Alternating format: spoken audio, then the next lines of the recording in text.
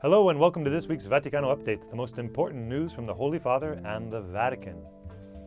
In his Angelus address on the 2nd of October, Pope Francis made a direct appeal to Vladimir Putin for an immediate ceasefire, imploring him to end the spiral of violence and death in Ukraine.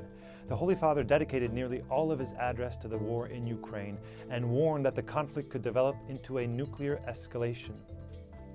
Daniel Ortega, the president of Nicaragua, called Pope Francis a holy tyrant and said that the Catholic Church is the perfect dictatorship in his speech marking the 43rd anniversary of the founding of the National Police.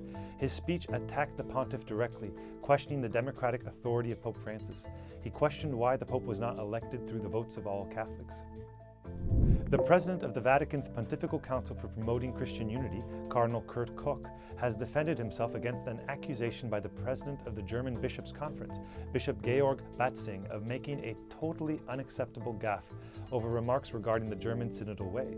Bishop Batzing believed that Cardinal Koch had compared the synodal way to Nazi ideology.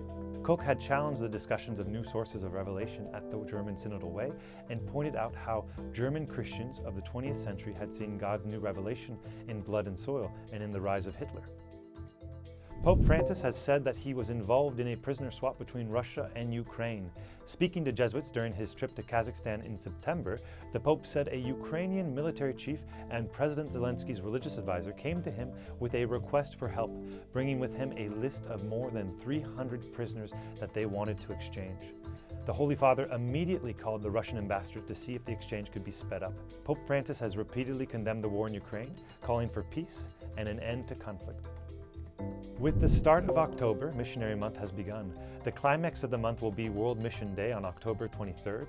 In his message for World Mission Day at Epiphany, Pope Francis reminded the faithful that this year marks the 400-year anniversary of the founding of the Congregation de Propaganda Fide, now known as the Congregation for the Evangelization of Peoples, as well as the 200-year anniversary of the Society for the Propagation of the Faith.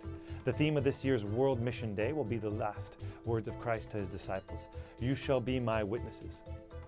Thank you for watching this week's Vaticano Updates. I'm Benjamin Crockett for EWTN Vaticano.